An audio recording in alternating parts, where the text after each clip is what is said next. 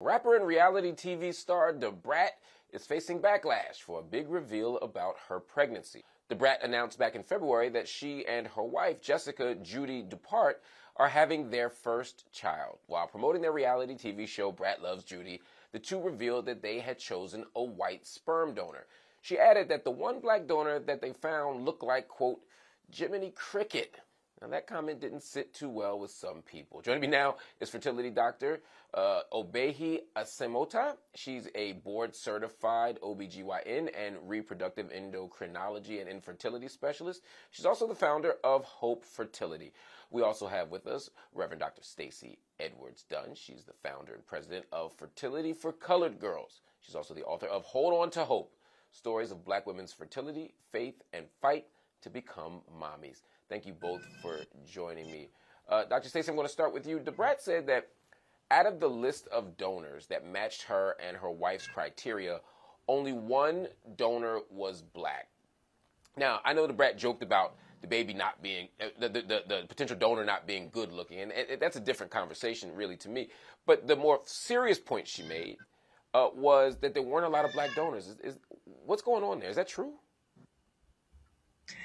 Yes, thank you so much for having me. Yes, it is true, as there is a shortage of African American sperm donors across the country, across the world.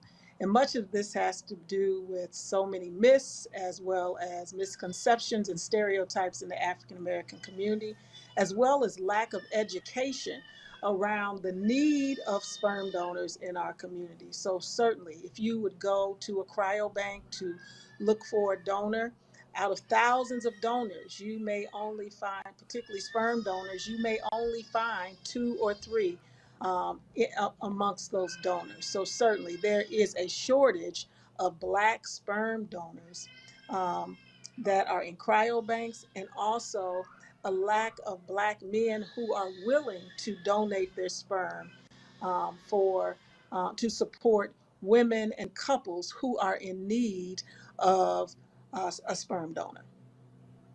Dr. Asemota, I can only imagine the reasons why black men or black people in general are skeptical of the medical establishment. But is it our history with medicine that makes black men not want to donate sperm to the sperm bank? Are there other reasons that make that the case? Hi, thank you again for having me. Yeah, part of it is that I think Dr. Dunn touched on it. There's a lot of distrust among the African American community and the medical community, a lot of myths. Sometimes a lot of men do not know what they have to do to donate. So it's a combination of mistrust, miseducation, and honestly also a lack of awareness that we have sort of shortage of black donors. Doc, another thing is DaBrat is pregnant using her wife's eggs, and the two mentioned that the lack of donors was also due to the results of Judy's genetic testing. Talk to me a little bit about that piece of it, that even if you get donors, there's still other questions and other issues that have to play out.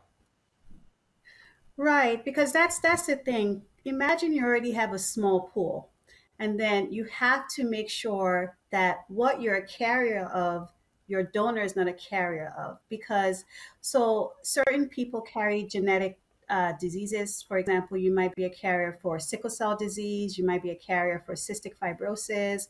So what you don't want to do is pick a donor who carries the same disease, because if you do that, that's a match. There's a 20% chance that your child or your offspring from that match could have a disease.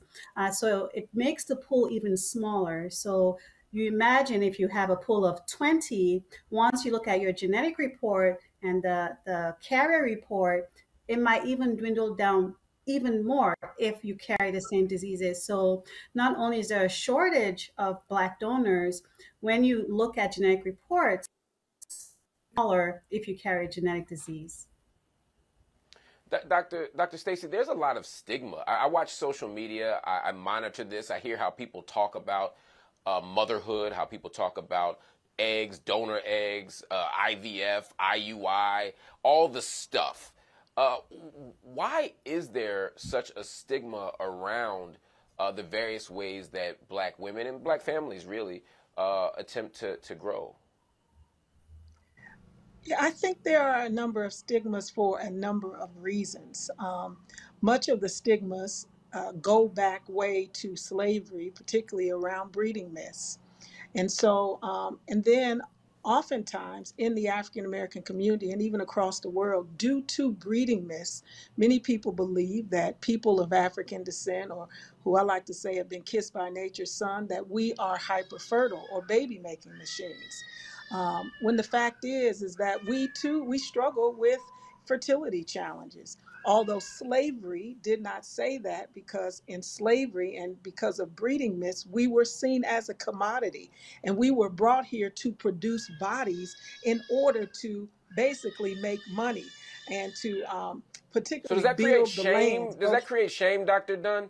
Like, Yes, for and example, it if does. you're told as a Black woman that you're supposed to be a baby making machine, and then you can't, you have an infertility Absolutely. or a fertility challenge, it makes it harder to talk about it, harder to open up about it? Absolutely. And so what happens is that when you think that your body is supposed to produce a child, and then you can't produce a child, it does create shame, because all of society and causes us to live in silence. When what people need to understand is that infertility is an illness or a disease. And so and we are not the disease. It is a challenge, or it is an illness, just like diabetes, just like cancer, just like any other diagnoses. And there's no reason for us to live in shame. And there are resources and support to help us to build the families of our dreams. Well, this is incredibly informative to me and hopefully to our audience. We want to strip down these layers of stigma and shame. We also want to build up medical knowledge, medical awareness with our communities, both as a scientific issue, but also as a social and cultural one.